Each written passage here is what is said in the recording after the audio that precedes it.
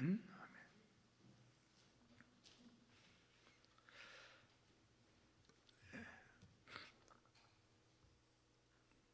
5월 둘째 주일을 교회에서는 어버이 주일로 이렇게 지킵니다. 나라에서는 어버이날 5월 8일 이렇게 지키죠.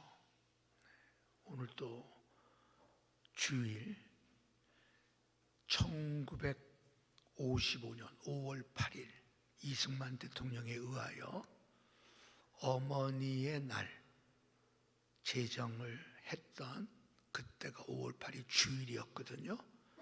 55년에 이제 제정했으니까 오늘도 마찬가지 5월 8일 주일이네요. 네. 왜 어머니만 어머니 날이라고 하느냐? 아버지도 있지 않냐? 그래가지고 60년도에 어버이 날로 이렇게 바뀌었어요. 어머니라는 이름만 불러도 우리는 정말 감사하다는 마음, 고맙다는 마음, 애쓰셨다는 마음 우리는 아마 다 들 겁니다.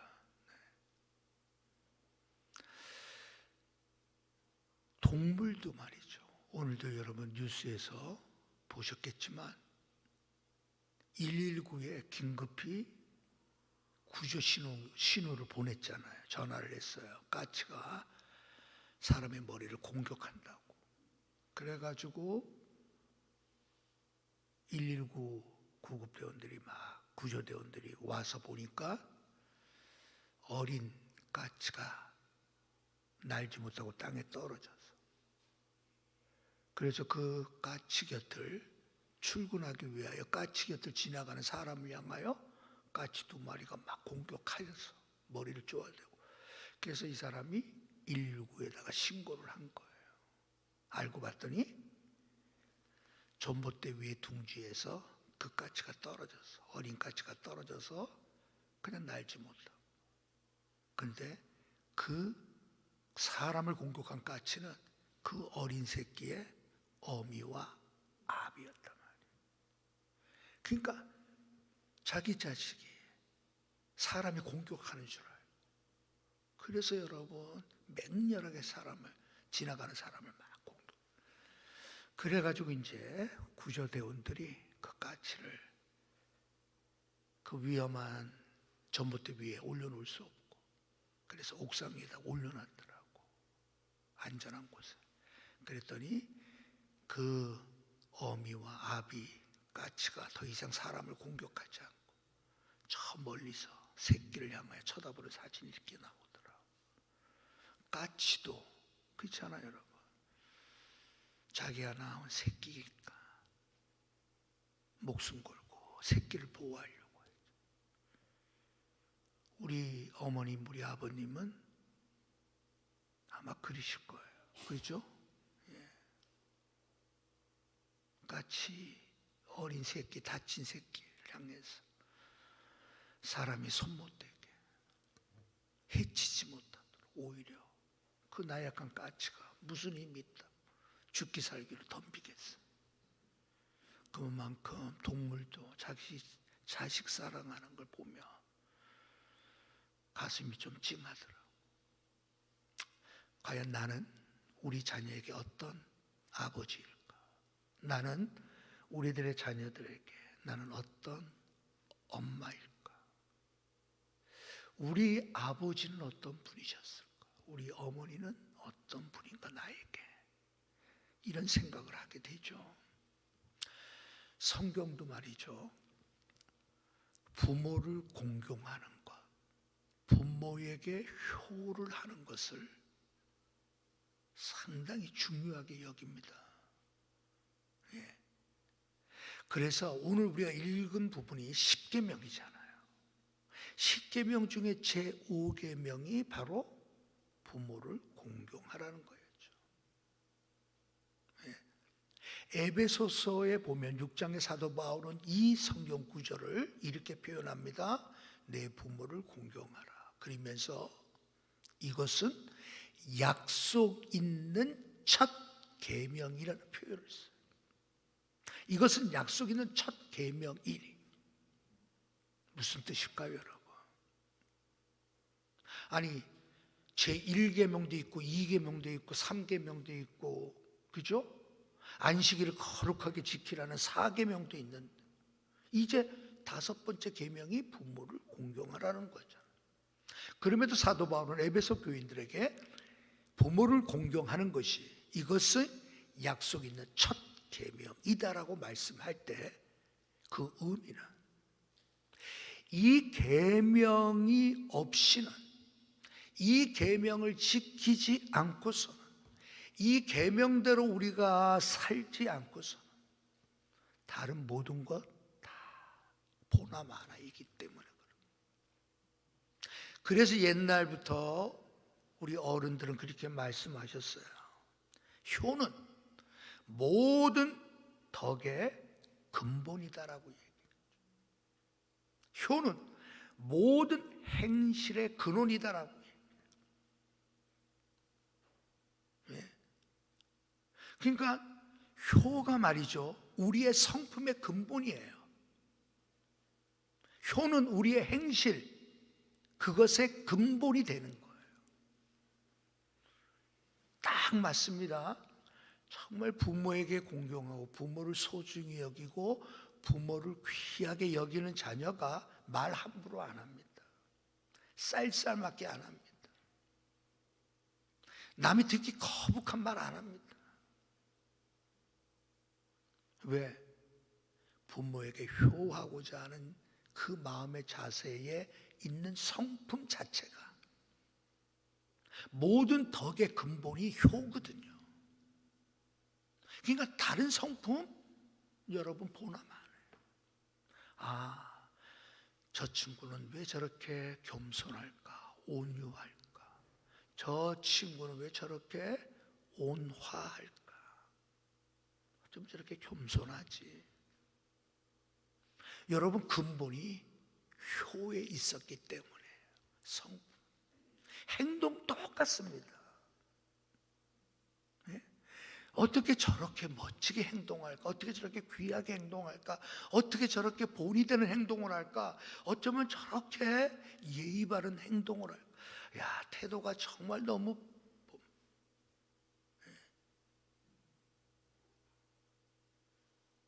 그 근본이 뭐라고요?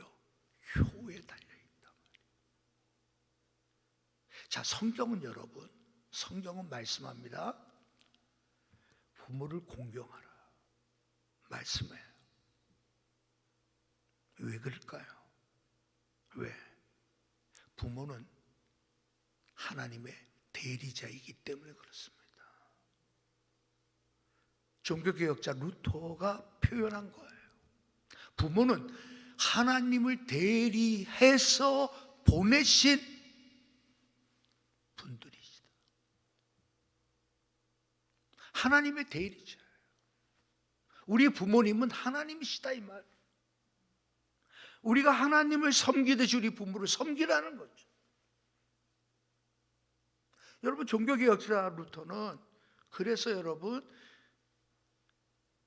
교회에서 부모에 대하여 언급하고 가르칠 때 이 말을 유독 즐겼었어요. 하나님을 대리한 분으로 여기는 마음 자세가 부모를 어떻게 할까요? 극진하게 대접하죠. 최선을 다해서 대접. 동양에서는 여러분 효도를 한다라고 하면, 동양적인 개념으로 우리가 생각한다면 효도한다 하면 말 그대로 공경하는 거고요. 그렇죠? 부모에게 욕을 듣지 않도록, 욕되게 하지 않는 것이 효도라고 우리 동양에서 그렇게 생각하죠. 그리고 부모님이 필요한 것들을 정성껏 봉양해 드리는 것을 효다라고 생각해요. 맞죠?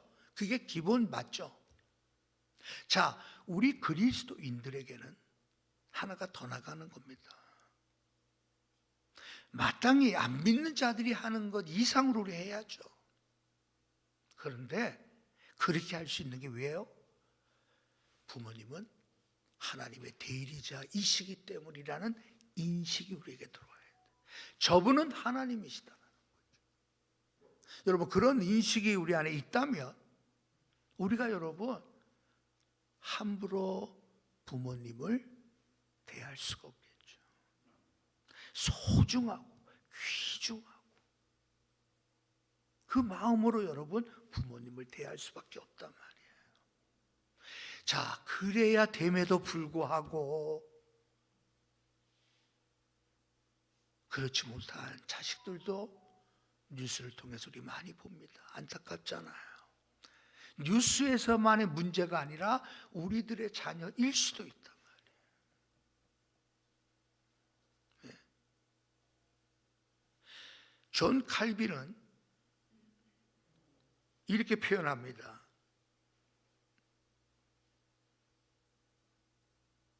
하나님께서 우리에게 주신 자녀는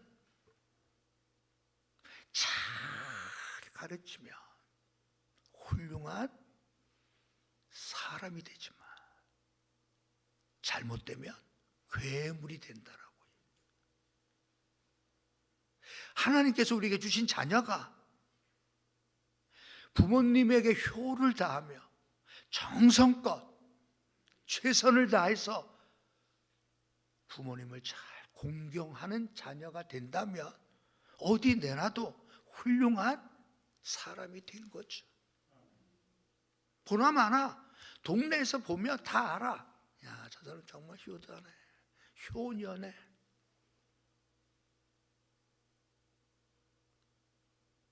그런데 괴물이 되어버릴 수 있다 이 말이에요. 괴물. 칼빈은 그렇게 말한 거예요.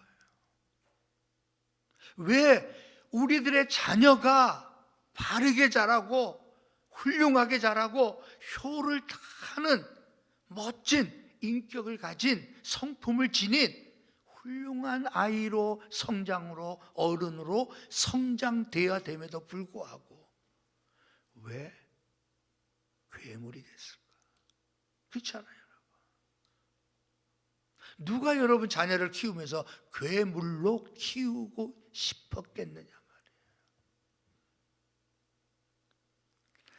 사도 바울은 디모데에게 이렇게 말합니다. 어떤 과부에게 자녀나 손자들이 있거든 그들로 먼저 자기 집에서 효를 행하여 부모에게 보답하기를 배우게 하라 라고 말씀합니다. 물질이 필요하고 돈이 필요하고, 여러분 그 당시 과부들이 얼마나 어려워요.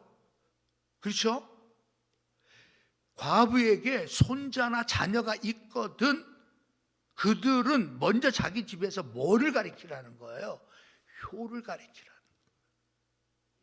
지금 여러분 자녀와 손자들이 그 홀로 되신 어머니 밑에서 그 당시에 얼마나 여러분 살기 위해서 얼마나 애를 써야 되겠어요. 돈 벌 생각밖에 못할 거 아니에요. 어떻게든지 이 어려움을 극복하려고. 근데 디모데는 권면해요. 먼저 뭐를 가르치라는 거예요? 효를 가르치라는 거예요. 그게 뭐라고요? 부모에게 보답하는 것을 배우게 하라는 거예요. 보답하는 것을 배우게 해줘. 그래서 여러분 어버이날 되면 자녀들이 다 카네이션 다 준비하고 그렇죠? 선물을 다 준비하고 어디 그것뿐만 아니잖아요. 우리가 늘 보답하는 것을 가르치는 자녀에게 여러분 딴 길로 갈 수가 없죠. 그렇다면 부모가 어떠한 분인 것을 늘 마음속에 뭔가가 있으니 보답하는 거 아니에요. 네? 어머니 힘드셨죠? 옛날 같으면 여러분 제가 좀 안마해 드릴게요. 아유, 어머니가 오실 시간인데 장사하고 늦은 시간에 저 밑에까지 내려가서 그걸 그냥 들고 오고 싶어서. 그렇잖아요, 우리가.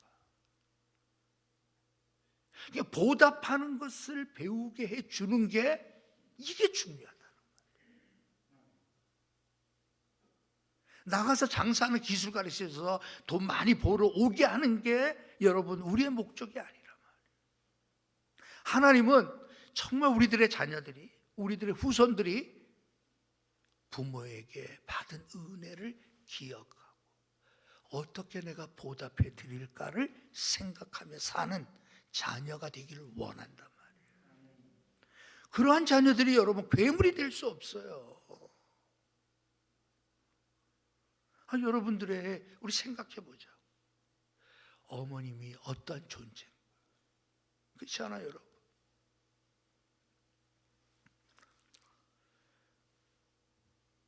심순덕 시인이 쓴 엄마는 그래도 되는 줄 알았습니다 라는 시.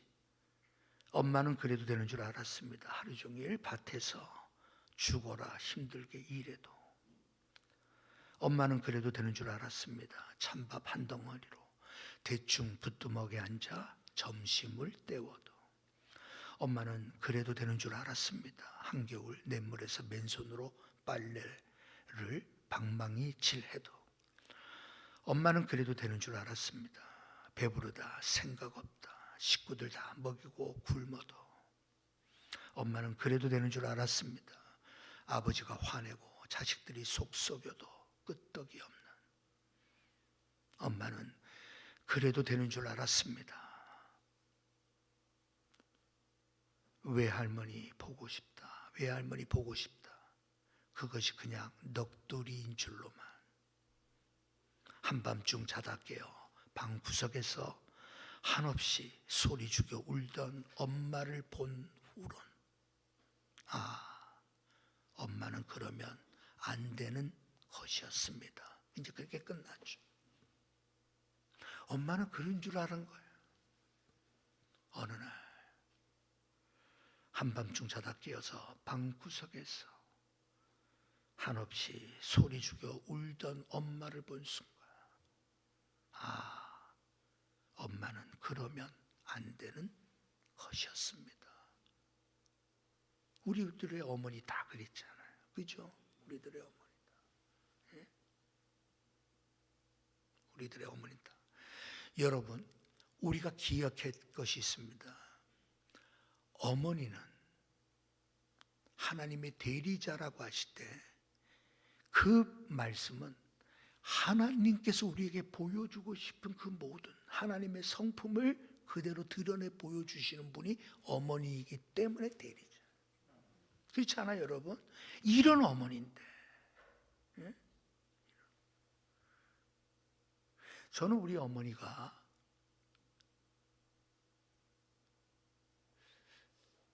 동태를 우리가 좋아하거든요. 이북에서 그 생태 잡수던 그 생각이 나서, 예?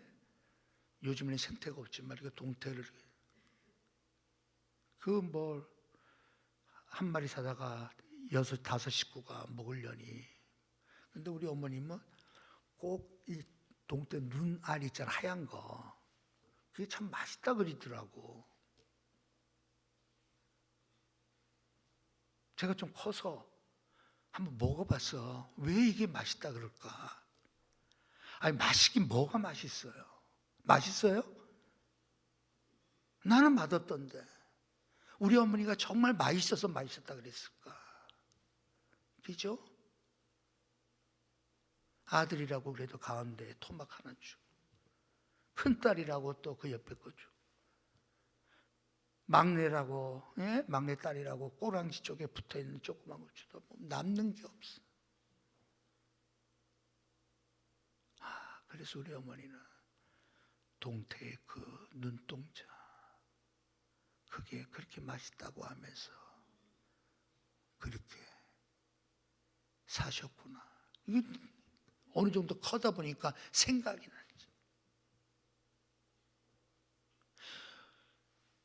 부모님을 통해서 하나님의 성품을 보게 하시기 위하여 하나님은 대리자로 우리를 보내신 거예요. 자녀에게 가장 큰 선물은 하나님께서는 부모를 주신 거예요. 그 부모는 어떤 부모예요? 하나님을 꼭 닮은 부모여야 됩니다.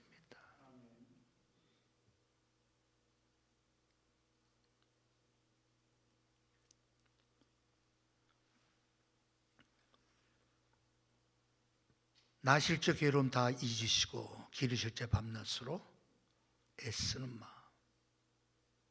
어저께 이제 저희 집에 이제 장모님을 모시니까, 그래서 이제 자녀들이 오고 뭐 손자들이 오고 막 그래서 이 노래를 부르자는 거예요. 케이크 하나 이렇게 해놔가지고, 촛불 하나를 딱 꽂고 100세를 향하여 95세니까 뭐 100세 사실 것 같더라고. 그러면서 이제 노래를 부른 거예요. 그러니까 정말 오래간만에 갑자기 부르려고 그래도 가사는 다 생각이 나더라고. 근데 여러분 그 마지막이 이런 내용이었잖아요. 어머님의 사랑은 가히 없어라. 옛날은 그렇게 불렀어요. 가히 없어라. 가히 없다는 뜻이 아니잖아. 불쌍하다, 애처롭다는 뜻이 아니잖아. 가히 없어라는 뜻이 뭐예요? 끝이 없어라는 뜻이에요. 끝이 없어라. 끝이 없어라. 예. 벨소리도 끝이 없고. 예. 어머님의 우리 그래요. 우리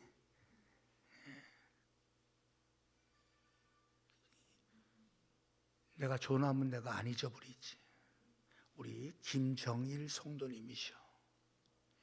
오늘 멀리 우리 송도에서 어버이날 이렇게 같이 예배드리니까 너무 감사해요.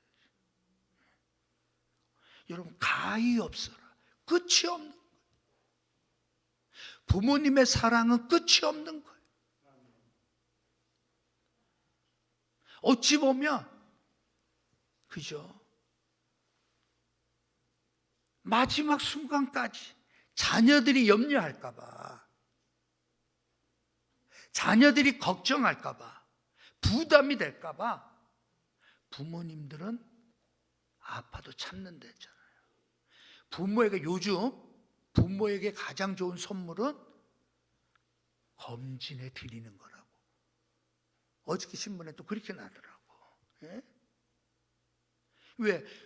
부모님들은 아파도 자식들에게 부담이 될까 봐, 걱정을 끼칠까 봐 그냥 참아.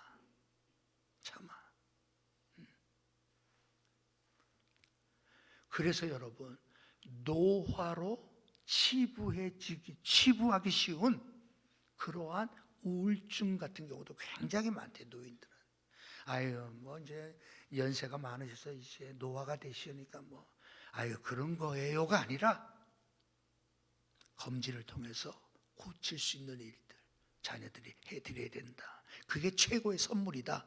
어저께 신문에 그렇게 나더라고요. 아 그렇구나. 우리는 그냥 아유 연세가 드셨으니까 노화니까 그러나 보다 당연히 여기는 그 모든 것들.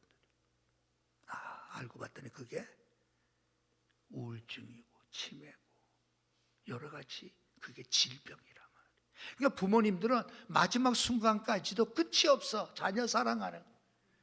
이제는 걱정 좀 안 해도 될 텐데 자녀 걱정 때문에 다 우리 부모님들은 그랬단 말이에요. 끝이 없는 사랑을 보여주죠. 왜? 하나님이 우리에게 보여주신 게 그거잖아요.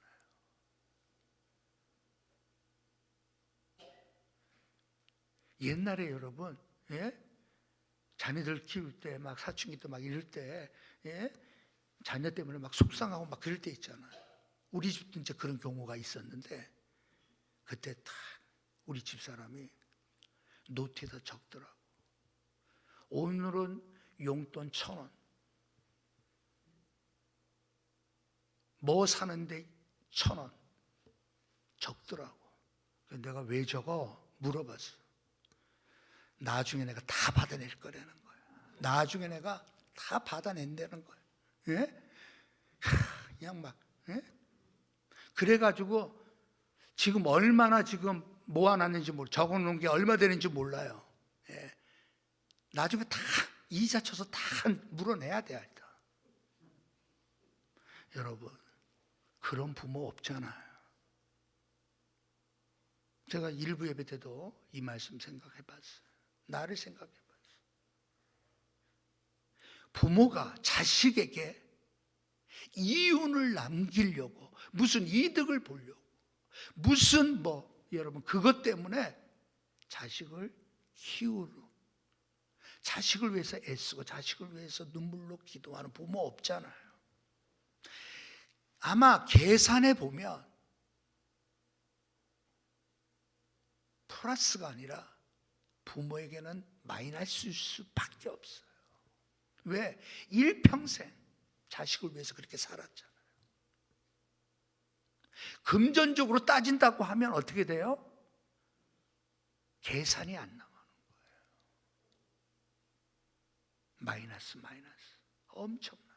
그럼에도 불구하고 자녀들을 그렇게 키웠어요. 근데 자녀가 부모의 마음을 헤아리지 못하며 괴물이 되는 건 당연한 겁니다. 미국 드라마 가운데 더 저지라고 하는 옛날에 드라마가 있었어요. 그러니까 재판장, 재판의 사례들을, 실제 일어난 재판의 사례들을 모아 드라마로 만든 그러한 드라마가 있었는데, 실제 일어났던 일. 그 가운데 프랭클린이라고 하는, 그러니까 이제 노인, 이제 은퇴가 얼마 안 남은 판사가 재판하는 그러한 드라마 내용 가운데 하나가 이런 거였어. 노인 할머니가 격앙된 목소리로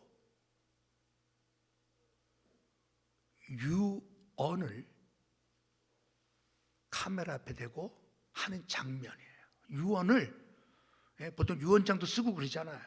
이 할머니가 카메라를 앞에서 유언을 남깁니다. 근데 이 유언이 어떤 내용이라고 하면, 나의 모든 재산은 내 옆에 있는, 그러면서 카메라를 비춰주는데 그게 강아지야.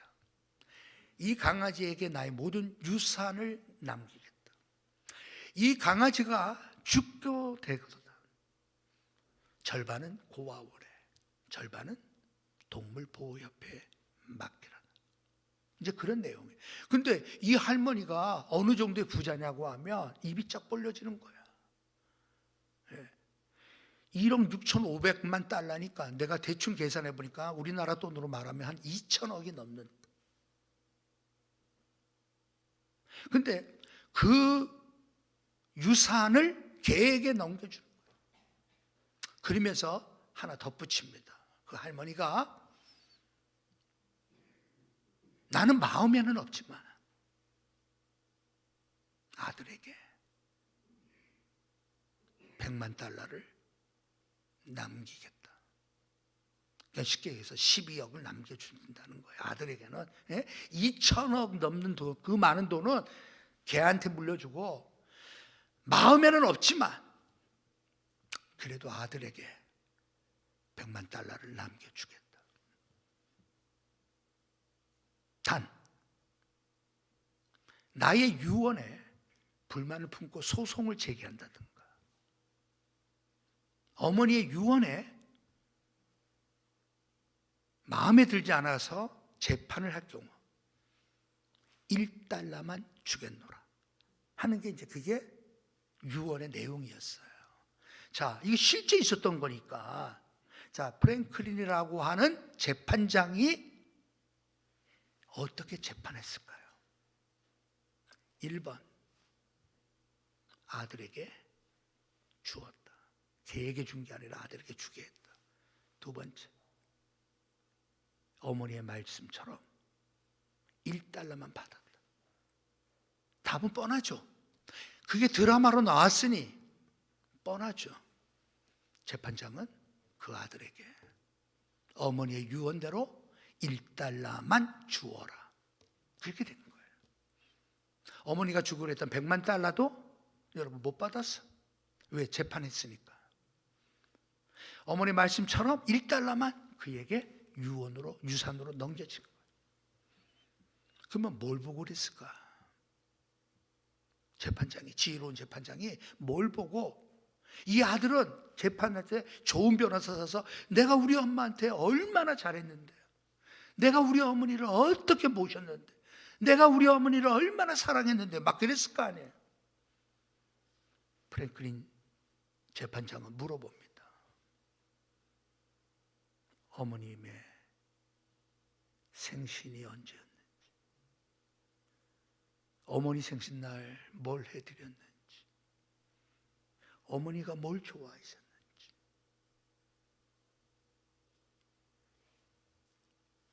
증거를 가져와 봐라.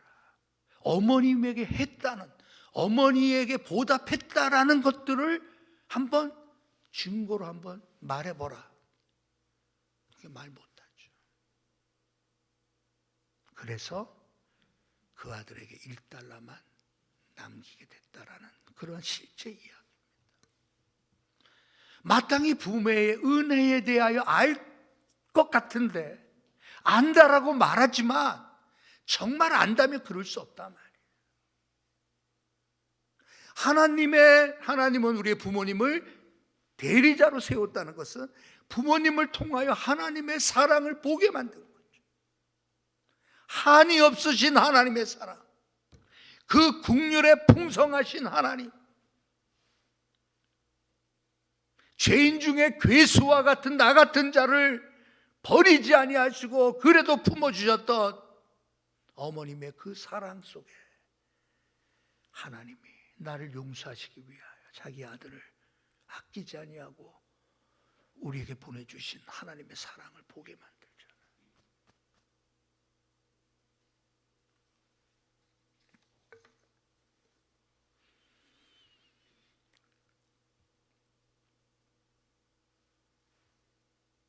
저는 어머니가 자녀들에게, 어느 부모님이나 다 마찬가지입니다, 자녀들에게 뭔가 귀한 것들을 남겨주어야 돼요. 여러분, 내가 얼마나 너를 사랑했느냐, 내가 얼마나 너를 위하여 기도했느냐를 보여주는 것 외에 최고의 선물은 없습니다. 마치 여러분 아브라함 링컨 보세요. 정규 교육이라고는 1년밖에 못 받았어요. 그가 20살 될 때까지 그의 손에서 도끼를 놔본 적이 없을 정도로 가난한 가정에서, 가난한 부모 밑에서, 더군다나 어머니 낸시는 그가 9살 되던 해에 세상을 떠나잖아요. 그 어머니가 여러분 아들에게 뭘 남겨준 줄 아세요? 우리가 잘 아는 것처럼, 사랑하는 아들아, 너는 매일 성경을 읽어야 한다. 사랑하는 아들아, 9살 낳은 어린 아들을 두고 세상을 떠나야 되는 병들어서 그 어머니가 아들에게 남긴 말이, 사랑하는 아들아, 너는 매일 성경을 읽어야 한다. 그리고 성경에 기록된 대로, 말씀대로 너는 살아야 된다. 이것이 이 어미의 마지막 부탁이다. 그리고 세상을 떠난 거예요. 다른 아이들이 여러분 보세요. 학교 갈 때 이 아이는 학교를 보낼 수 없어서 장작을 패고 노동을 해야 하는 그 어린 아들을 보면서 엄마는 얼마나 가슴이 찢어질까. 어머니는 여러분 링컨에게 남겨줄 것이 하나도 없었지만 먼 훗날 대통령이 되고 난 이후에 링컨은 말하잖아요. 오늘 내가 이 자리에 있게 된 거, 오늘의 나를 만들어준 거는 천사와 같은 우리 어머니 덕분이었습니다. 아홉 살 때 세상 떠난 그 어머니. 오늘 나를 이 자리에 있게 하신 것은 천사와 같은 우리 어머니 덕분이었습니다. 여러분, 이것을 우리가 보여주는 거죠. 그죠? 자식에게 정말 우리가 최고로 할 수 있는 게 뭐예요? 말씀대로 잘 사는 자녀 되게 만들어 주는 거예요. 어떤 상황이든지 포기하지 마라. 하나님이 계시다. 너는 하나님을 사랑해야 된다. 그래서 여러분, 사도 바울은 내 부모를 공경하는 것이 약속 있는 첫 계명이라고 말한 거예요. 여러분, 이 계명, 이걸 안 지키면 하나님에 대해서 될 수가 없어요. 나머지 이웃에 대한 사랑에 관한 나머지 계명 지킬 수가 없어요.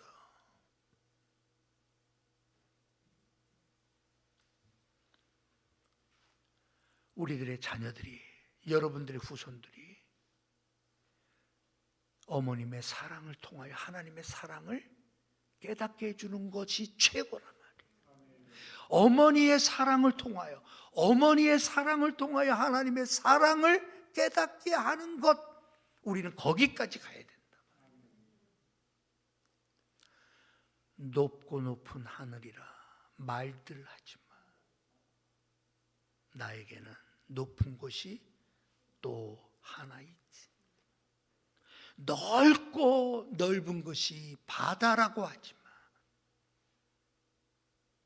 나에게는 그보다도 넓은 것이 또 하나 있지. 우리가 잘 아는 어머니 날 노래입니다. 높고 높은 하늘이라고 하는 1946년도에 지어진 이 노래. 알고 봤더니 목사님이더라고요. 우리가 옛날 우리가 교과서에서 부르고 막 이럴 때는 뭐 목사 이렇게 안 써놓잖아. 그냥 윤춘병 작사, 작곡, 그 유명한 누구지? 박재훈, 뭐 이렇게. 이 두 분 다 목사님이거든. 이제 그 내용이 정말 여러분, 우리 어머니 보는 거랑 똑같아요. 여러분들의 자녀가 여러분들 보는 거랑 다 똑같을 거예요. 왜? 우리의 어머니는 다 그렇게 사셨어요. 한 분도 예외 없이. 우리의 어머니는 다 그렇게 사셨어요. 이 윤춘병, 이분이 월남하게 되죠. 38선을 넘어. 그때 어머니는 이 아들 이남으로 내려보내고 그 아들에게 아들아 이제 가면 언제 올까? 그게 마지막 말.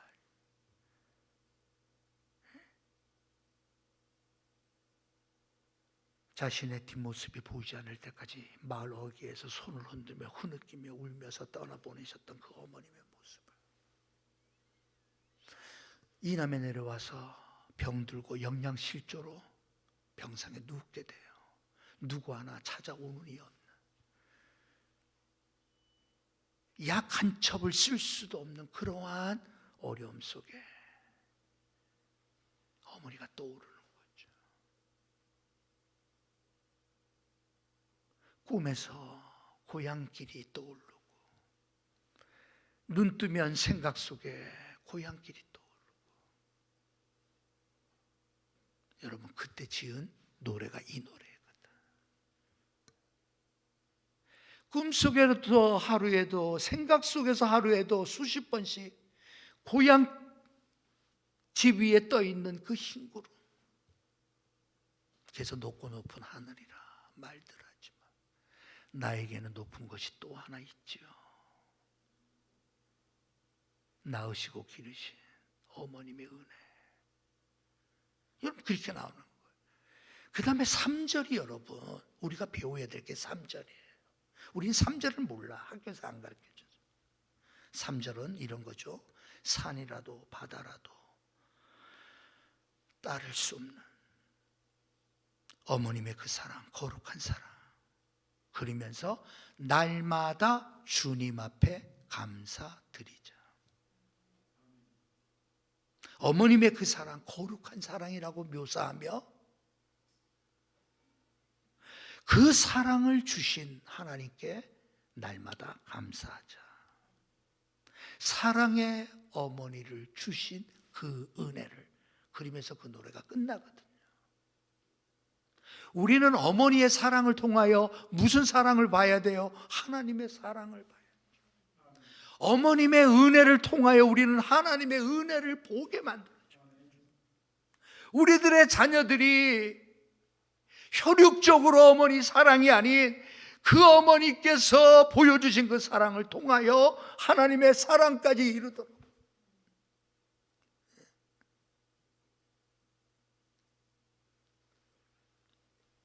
윤춘병 목사님이 박재원 목사님보다 3살 위거든요. 다 어렵게 살던 그 시절이니까 너무 힘들어서 걷다가 잠깐 봉천동 그 고갯나루로 거기에서 쉬다가 주머니에서 윤춘병 이분이 쪽지를 꺼낸 거예요. 이거 한번 곡을 한번 써볼 수 있겠나? 이게 곡이 될까? 그러면서 적어준 그게 여러분 우리가 잘 아는 그 노래가 된 거예요. 나중에 교과서까지 실릴 정도가 됐으니까 어머니의 생각을 하면 누구나 다 코가 찡합니다. 누구나 어머니 사랑하며 나를 위하여 희생하고 헌신하고 나를 위하여 사랑하고 따져보면 여러분 하나도 내세울 것 없음에도 불구하고 그 많은 허물, 그 많은 여러분 모든 것들을 다 감싸주잖아. 다 부모. 네? 아이고 우리 자식같이 못된 놈 어디 있어? 그런 부모님 본 적 있어요? 동네 사람들이 다 손가락질하면서 저런 놈이 있나 해도 부모님은 안 그랬잖아. 아이고 걔가 본래는 착한 애예요. 제가 지금 어려운 일이 있어서 저러지 우리 애 착한 애예요. 다 그랬지. 응? 뭘 보죠? 부모님을 통하여 하나님의 은혜를 보게 만들어줘야지. 우리들의 자녀들이 부모님을 통해서 하나님의 사랑을 느끼게 해줘야지. 그래서 여러분 우리 어머니를 주신 하나님께 늘 감사하자. 어머님의 그 사랑을 우리에게 주신 하나님을 늘 감사하자. 그렇게 끝난 거예요. 우리들의 자녀들이 그런 자녀 되도록 우리는 키워야 됩니다. 우리들의 자녀들이 그런 자녀가 되도록 우리는 기도할 수밖에 없어요. 우리 금요일날 지난번 처음 우리가 심야 기도했죠. 너무 은혜롭고 감사하고 이제 한 사람이 더 와야 돼. 매주마다 기도하기 위해서 한 사람씩 더 와야 돼. 그래 기도합시다. 이제 우리 기도하는 것밖에 없습니다. 그러면서 왜? 다른 걸 떠나서 우리 자녀들을 위해서라도 기도하기 위해서라도 와야 된다. 우리들의 자녀들이 뭐가 되면 안 돼요? 칼빈의 표현대로 말하면 괴물이 돼서는 안 돼요. 어머님의 은혜를 알고 하나님의 은혜를 보고 어머님의 사랑을 통하여 하나님의 사랑에 젖어 있는 자녀가 되도록 우리 함께 기도하며 귀한 가정 되길 주님의 이름으로 축원합니다. 하나님 아버지 어버이날입니다. 주일입니다. 우리에게 부모님을 통하여 하나님의 사랑과 하나님의 은혜를 보게 하시고 감사하게 하시오. 주님 우리가 그렇게 살게 하여 주시고 우리들의 자녀들이 이런 믿음으로 잘 성장해서 이 땅에서 잘 되고 장수의 복을 받는 귀한 자녀들 다 되도록 복을 내려 주옵소서. 예수님의 이름으로 기도하옵나이다. 아멘.